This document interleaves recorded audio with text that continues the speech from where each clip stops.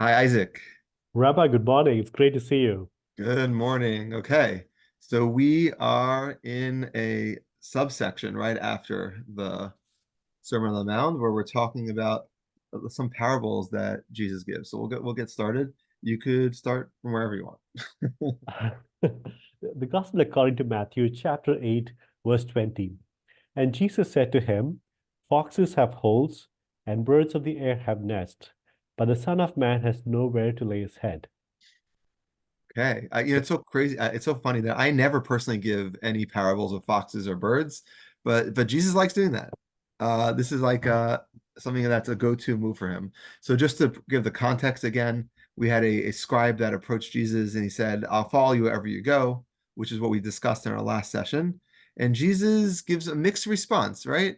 I guess our first question for you is Isaac, is he saying yes or no? What was the answer? The guy's like, I want to go with you wherever you go. And Jesus could just say, come on, come on board. Like just when we have Peter's mother-in-law, she got up and began to serve him, and we figured that she kind of followed him wherever he went. But over here, Yeah. Jesus is saying something. It's a great question. I think with Jesus, his answers they're not always direct. They're mostly ambiguous, where he points. It's either yes, yes, nor no. I feel like in this verse, he's probably testing. Did the person think that if I go with Jesus, that he will take care of me, he'll give me a place to stay, food to eat, take care of all this? And maybe this is his way of testing his intentions. Hey, if you come with me, I have no place to stay. I might just be on the road. So that's So one you possible think the reading. guy thought there's a possibility that Jesus was going to take care of his housing and his food?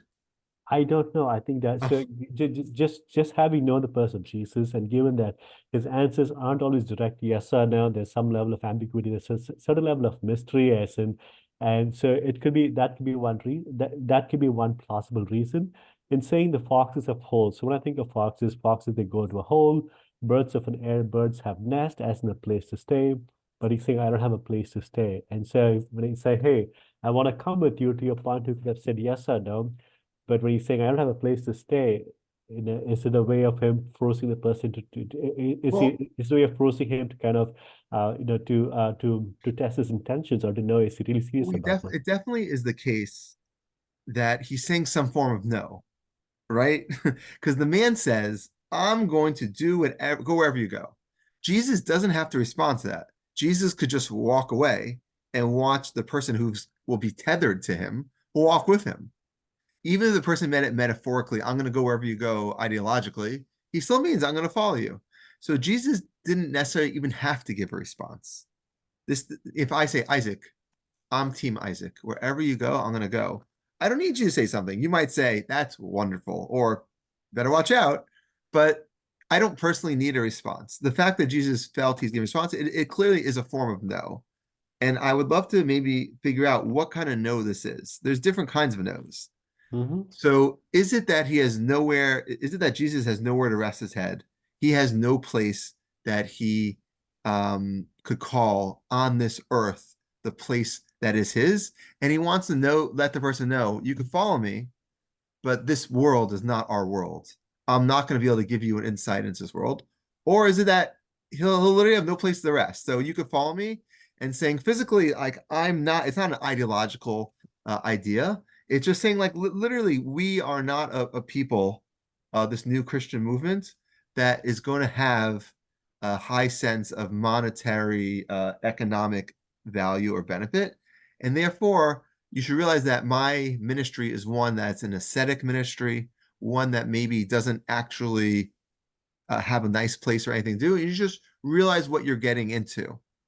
So So this sounds more or less like what I mentioned, as in he's saying, that to your point about it's a different type of ministry. It does not have all the places, the earthly possessions or things one might get as part of living. It's more ascetic. so you like our second option, not Uh, that it's a metaphoric that the earth is not a place that we have a place to rest for humans, like maybe foxes and birds that God takes care of, but the humans, this world is not our world. We're not part of nature. We're meant to transcend it. We're meant to be somewhere else. I'm never gonna have a place to lay my head. So you don't like that option as much. that's a good question. I don't know. Let me think about it. I think they both are probably they both sound great. They both. Let me think about it. What do you think? Well, we'll talk about different options, but maybe how about this? Isaac, can you read Matthew 6:25 to 31 Yeah. just to see if we are representing the same idea? And I'll the only thing I'll note is 6:25 follows 6:24, which is you cannot serve God and wealth. Yeah. And this is the next verse. So just read 6:25 to 31 really quick. The Gospel according to Matthew, chapter 6, verse 25. Therefore, I tell you, do not be anxious about your life, what you will eat or what you will drink, nor about your body, for no, nor about your body, what you will put on. Is not life more than food, and the body more than clothing? Yeah, just Look at the birds. Yeah, keep going on for a little longer. look at the look at the birds of the air. They neither st- they neither sow nor reap nor gather into barns, and yet your heavenly Father feeds them. Are you not of more value than they? And which of you, by being anxious, can add a single hour to your span of life? And which of you are anxious about clothing? And why are you anxious about clothing? Consider the lilies of the field, how they grow. Okay, we could stop right there. So we see that Jesus again points to nature, namely in this case, as opposed to birds and foxes, in Matthew 6:1, he points to birds and flowers, but it seems to be a similar message, or one that at least we can contrast. That in 6:25, God takes care of you because you are part and parcel of nature, and you could try to exert your free will, you could try to opt out of the system, but you can't. There's a system that God takes, just like lilies grow naturally, just like birds fly naturally, so too God will take care of your basic like monkey needs. So I think we could contrast 6:25 to 6 to what we're saying in 8:20, in that it sounds like God is not taking care of people like he takes care of nature. Foxes have holes that they dig, and nature makes sure that they have a will and from birth in order to accomplish that. And similarly, birds could naturally fly. Birds of the air can naturally fly, and they naturally know how to build nests. It's ingrained in them from birth. That is not the case of man. Man is not like nature in this way, and man doesn't have a place to lay his head because it's not natural. You got to build it, and you may not know from birth how to Now, build. Rabbi, now he didn't mean man. By son of man, he meant himself, right? I mean, he didn't mean as in man, as in human beings. So when I read this, I meant as in it, it's a reference to himself as in him being the son of man. At least that's how he's identified. Right. So obviously the conversation of Son of Man versus Son of God is like one of the favorite conversations among ministers. When Jesus maybe called himself Son of God from a Christological perspective, it maybe refers to one aspect of him. When he calls Son of Man, it may refer to another aspect. And I definitely think that there's what to be said, considering it shows up close to 100 times throughout the New Testament and other places. But over here, I'll just point out, like, the Son of Man could just mean mankind as well. So I have no problem saying it refers to Jesus here. And obviously, St. Augustine wrote at length on the differences between these things. But over here, for the actual parable, I have no problem saying it means the Jesus or mankind in general. I don't see any reason to exclude one or the other from the interpretation here. So if it means Jesus doesn't have a place, that's fine. Or it means mankind doesn't have a place, that's fine. But either way, we're saying that some form of humanity, either Jesus or humankind, doesn't have the same relationship to nature that foxes and birds, and I'll note that lilies and birds over there have. So I do think that we're trying to set up this contrast to say that it's not totally natural. So okay, I think it's important to note that contrast. But this verse is one of the most important verses for the monastic orders. For people who would read this and they say, not, I guess I'm not sure if when people read this, they either say that Jesus was an ascetic or that Son of Man, that humankind is meant to be ascetic. And a lot of monastic orders will look at this verse and say, this is the way to be. And sometimes, as you know, they review as heretical and sometimes they wouldn't. So I'd love to, for the rest of our session, discuss this idea of asceticism, both in its first century context and is a general philosophical concept about is it something that we should ascribe to? And like usual, I think we could start by asking you, Isaac, should you be, as a Christian, more ascetic? Should you deprive yourself of the luxuries of life? Let that be money, wealth, a spouse, sexual relations, fancy housing, fancy foods, whatever the things that you would define as the quote unquote pleasures of life. I mostly listed like the first century one. In our modern day, I would add fast food, football, and sports. But whatever the pleasures of life that you personally desire, Rabbi, want, or is this this is something a that you feel as a Christian that you have to forbid upon yourself, that you have to model by only choosing some? Should you try to be as hedonistic as possible as long as it's in the name of Jesus? Where are you as a Christian? this is a fascinating, it's a loaded, fascinating question. That's a great question, Rabbi. So, I would, I think the answer is the book of a favorite book, the book of Koheles, right? I think that gives a blueprint of of how all this is, where he would say Koheles Let's would say choose the nihilistic book to or the blueprint of how to nihilistic live a book. life.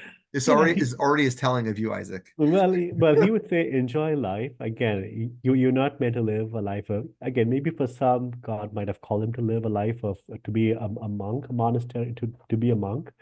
But I think I would think that Jesus would probably point to the book of Koheles as in enjoy life, but also don't get caught up in the vanity of life.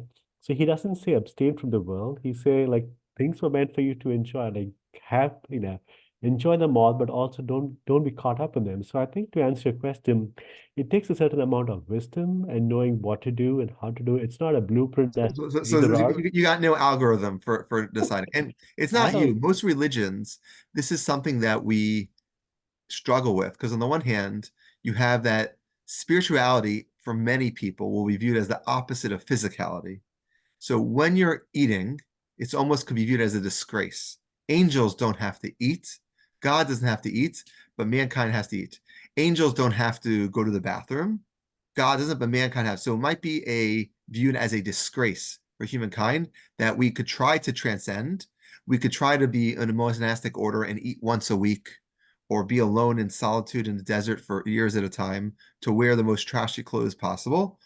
So that's one viewpoint. Another viewpoint is that spirituality is not the opposite of physicality, but they're meant to work hand in hand.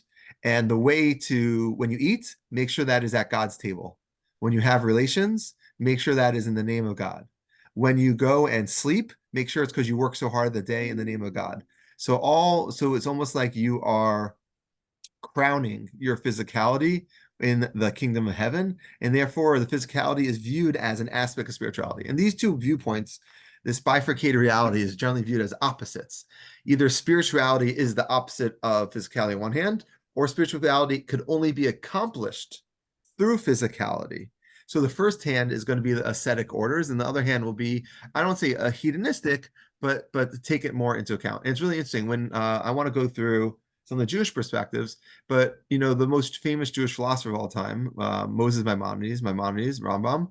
So when you read his book on philosophy, the Morning Nevuchim, the Guide for Perplexed, there's no doubt that he makes a pro-ascetic viewpoint, and a lot of times he will differentiate. He'll say, "There's the regular people. The regular people have to eat, drink, have sex, and keep the masses at bay." But the perfected person, the philosopher king, as Aristotle would say, is the person who should describe to be like a prophet. And the prophets and these philosopher kings will be people who will recognize it doesn't make sense to eat. It doesn't make sense to have sex. It doesn't make sense to be hedonistic because those things are in truth focusing on physicality and taking you away. So Maimonides being, the greatest Jewish philosopher, he definitely will say, have sex, but to have kids as little as possible. Eat to sustain you. So do the minimal amount in order to sustain the world, to live a life, but that's not the purpose. That's not the way to be spiritual. To be spiritual is to negate that.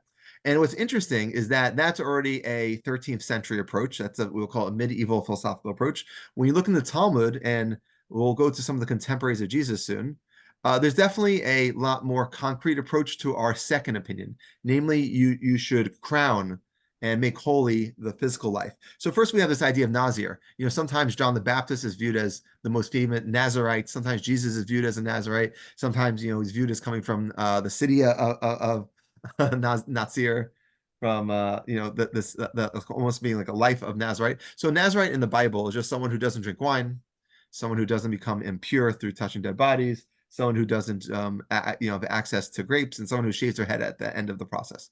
So definitely when you look in the Talmud, there's this negative attitude. It's almost viewed as a sin. You could have been drinking wine to sanctify God, but you chose to abstain from wine to live an ascetic life. You could have, when you saw a dead body in the streets, and you could have been the first one to jump at the dead body, make sure it gets buried, a proper burial, and do the greatest kindness, but you chose, for whatever reason, to abstain by making yourself a Nazarite. So in the Talmud, it's definitely viewed as you are doing a nice thing, but you're also sinning. It's not the ideal situation. There's a famous line from Rabbi Yishmael ben Elisha where he says, from the day the temple was destroyed, we should by right make a decree binding upon ourselves not to eat flesh, not to eat any meat, not to drink any wine, because we should be in a mourning period. But as a principle not to impose on the community decree to which the majority of the community cannot adhere. So it might be nice to be, and that's from what is our 36a. It might be nice to avoid meat and wine because we should recognize we live in a post-temple period where we are not living an ideal world, but people can't handle that. So you have this attitude towards asceticism or towards an anti-physicality that it might be ideal, but no one can handle it. But on top of that, we have Rabbi Isaac. He says, are not things prohibited to you in the law enough that you want to also prohibit yourself other things? Judaism already said don't murder. Judaism already said don't eat pig. So now I'm not gonna eat pig, and now I'm also not gonna eat cow. I know God said what he wanted. You don't have to add to try to perfect the system. And so much so there's a famous Yerushalmi Talmud text that says anyone who has a chance to get benefit, to get pleasure from the world and doesn't, legally, is a sinner. If you are choosing to abstain, that itself is a sin. So I think, and then you have one of the most famous rabbis, Rabbi Shimon ben Azzai. He refused to get married. He said, I can't waste my time on women, babies. Like, I just want to study Torah and God and learn all day. And he's viewed with, again, a mixed history in Judaism, such that Maimonides says, if you're a person who just can't rip yourself away from God for a moment, okay, do that because you have no choice. But if you have a choice, you shouldn't live that life. And I think so in Judaism, you have this mixed tradition already in the 1st century and 2nd century, especially when you look to sectarians. A lot of times I talk to you about rabbinic Judaism, but, we shouldn't forget that at that time, we have Josephus and Philo describing the Essene or Qumran community by Josephus and the Therapeutae community by Philo, where we see both of them were very clearly ascetic communities.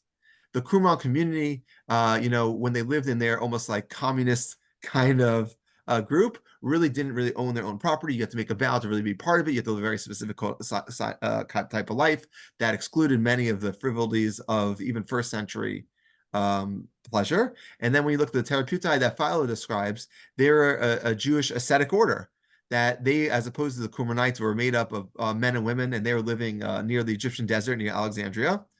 And when Philo talks about them, it's very clear that they are not the Essenes, but they have a lot of just very ascetic practices. Some of them would only eat once a week. And when you see that how Philo describes them, you immediately just have to say, was John the Baptist a Therapeutae? Because when we look at John the Baptist, when we look at the way he's described, there's no doubt he's an ascetic. When you look at Mark 1:6, what is he wearing? He's wearing camel hair. He's girded with a leather belt, and he's eating locusts and wild honey. So that actually was one of the monastic kind of ways of life, that you only eat what you find in nature. And that, when you only eat by find nature, you're saying very much what we saw, the kind of life that we see in Matthew chapter 6. God will provide the food. Well, if God really provided the food, why are you ever going to the supermarket, Isaac? Unless you go, God gave you the supermarket, so God provides. But John the Baptist didn't think that. John the Baptist thought you should go into the forest in Virginia, and you should go and pick little seeds and berries, and you should rip those beautiful Gap clothes off from you, and you should go and make. And we see certain Christians very much took that very literally, and they only wore clothing that was like that. We have the famous Paul the Hermit, who's he lived in the 3rd century, like 227-ish. And he was the first Christian historically known to be a monk. And we see throughout Christian history, when you read this verse, you go, I want to be like the Son of Man. I want to be like Jesus, and I don't want a place to lay my hand. And even in the first century, where you have this guy named Banus, who was another ascetic, and we know, what did he do? He lived in the wilderness, and he clothed himself with leaves or bark. I don't know how he's like. I always think like, how did Adam and Eve or how did Banus kind of like glue it together? Maybe they could use some of the sap from trees, but he only ate food that grew naturally, and he obviously washed himself. But he was a person who very much was as ascetic as possible. So we see that Jesus is in this multicultural environment where the Jews at that time had crazy asceticism on one side, where clearly physicality was a negative, and then have all the way on the other side where you have in the Talmudic rabbinic Judaism that asceticism is viewed as either a sin as a Nazirite or is viewed as definitely a negative, and God gave you this stuff in order to benefit you. And if you don't go to basketball games and you don't have the fun that you enjoy in your life, you're sinning because the reason you did that. The person in monastic orders, the monk or the nun, are living the worst possible life according to this perspective, because they're not connecting with God with the ways that he gave. And then the people in those orders would look at the other people saying, God gave it to you as a test. You have to avoid it. He only gave it to you in order to entice you. It's like the devil in the desert. And when you look at it, if you don't run away, you're just failing your test. And this is literally going to be one of the most fundamental discussions of all religion for all time. How to use the physical world when we believe we have a soul and we believe in an afterlife and we believe this is temporal and it's not going to last. What do you do with all this junk in our lives that isn't necessarily moving us in the right direction, but maybe not moving us in the wrong direction? Great. So that's the message of there is no right or wrong answer, right? So what he's saying, there is multiple ways of doing this. Well, it's really interesting. Sometimes there's not a right or wrong answer. In this situation, there is a right and a wrong answer, but you don't know which one. So that's not the same Which thing, right? one? Sometimes we Well, say it doesn't matter if you go to church to pray or you pray in your house. There's like there may be like you should pray, and Jesus points out praying in solitude is beneficial, and certain church leaders will point out praying in church is beneficial. So I would say there's benefits. In this situation, the sides are arguably mutually exclusive. The monastic orders will say, from a Christological perspective, that the people who are indulging are just hedonistic and missing the point. And the people who are indulging or trying to benefit from the world will say the monastic people are totally missing the point of living on earth. I don't know if you ever checked out Theravada Buddhists, and a lot of times you see this. I think they're really great. They're a great monastic order, and they a lot of times will say everything that you need for your own life is within you. You never need to investigate anything. You don't need a holy book. You don't need a Bible. Everything that the world needs for you is in you. So if you just sit there and meditate your whole life, that would probably be the greatest life you could live. And to that, people from the Mahayana tradition, or even people who just feel that the physical world is meant to be used, will say these people are wasting their lives. Every second they spend meditating, they're literally missing the purpose of the world. And if anything, we look at philosophical traditions, post-enlightenment, or even starting with like John Stuart Mill, when you have people trying to or Descartes trying to figure out philosophy from scratch, what they start saying, what's the point of the world? And a lot of times they conclude it has to be of happiness. If you start from order, it seems one of the goals of the world is not only to look at your basic rights, it's to thrive, it's to get more out of life. And if you're not going in a direction of freedom, of happiness, then you're missing the boat. Where monastic orders, Christian monks, and Theravada Buddhists will say, you don't need that stuff. You just need to lock yourself in a closet, be able to meditate. well, I So, think yeah, I think they might also have two different definitions of freedom, right? I think probably the folks in the monastery would probably define freedom in a different way. I'm not saying they always, yeah, I'm not saying they are mutually exclusive, but they might have sort of nuanced definition of freedom. But to your point, yes, right? They have very stark views. They have very stark views of what one should do, can do, or what one should do with their life, or if one is abstaining from all the pleasures of this world, one can view this as being wasting life, but other one can say that's what you should be doing. right. So, in conclusion, it's really interesting. a lot of these conversations. This is why I think Ecclesiastes is still the best. I No wonder why folks call it the nihilistic, because he doesn't, he describes reality as is, but at the end he says, fear God and do good. mean, I it's viewed mean, as nihilistic because he shows a meaninglessness to what man could accomplish. And again, this is a fundamental, maybe Christian value. Why does God put you on earth? Does he put you on earth just to run through a test in order to earn something? Because that's like a hamster in a wheel. If the hamster in the wheel is able to keep running, then he wins and he gets this reward in the next world. Or is this world like a Sadducean belief or people who don't believe in the afterlife? This world is the whole goal. So when you view God as sticking us into a wheel like a hamster, it's kind of viewed as like petty. It's kind of gross and sad. So when you have a world that is meaningless, it means at least this world is the only world that you have, and you benefit. But to see that God is just always testing us, it almost feels it's like too patriarchal. It's too much that king is looking at us like we're slaves or 2 year olds. So I think that attitude of nihilism is one that's meant to kind of spar with that perspective of God is just testing us. Again, Isaac, do you look at the world and just feel like everything's a test? And that's how some people view it. Every moment, God's testing you, trying to help you grow as a person. And I think a lot of religious folk, I'd say most religious folk, view it that every moment is a chance for God to test you, for you to grow, to break free of the person who you were, to be a better person, a more closer relationship with God. And you get this attitude that could definitely be detrimental for people valuing where they are right now in life. yeah, no, I can see, I can see where folks come from in that perspective. But life is cruel. Life can be cruel or it's, how do I say, um, life can be cruel sometimes, or it does not make any distinctions about who the person is. Things, stuff just happens, and that can be difficult. But I don't think God, I mean, so I think the question of what's God's relationship, does God cause it, to God being omnipotent, is he in charge? It's a very, it's a, can open up a can of worms. I don't know if God actually causes things to happen versus he lets things happen. He lets things happen. Not so much he causes it to happen. Anyway, but I can see how folks from that perspective can also delve into that one will have to abstain from life. This is sin. Don't do this. Other one can say, no, just delve deep into it.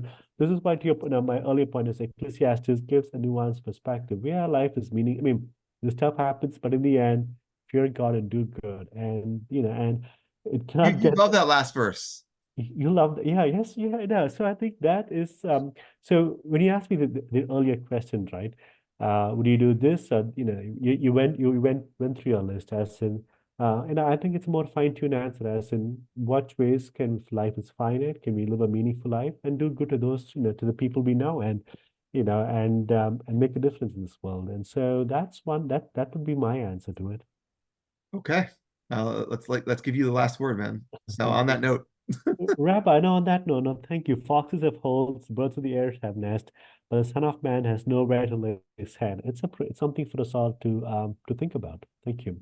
And I like the connection you made between that and Matthew 6:20. Now, I had not made that connection where I can see how it could also just be that this verse could have been said over there. Maybe they copy pasted that from here to there because this verse here is so out of context without this Matthew 6, 25, the portion of Matthew 6:25. 100%. Okay. Yeah. Isaac, on that note, Have a great Shabbos. Thank you. you too. Thank you so much. Okay.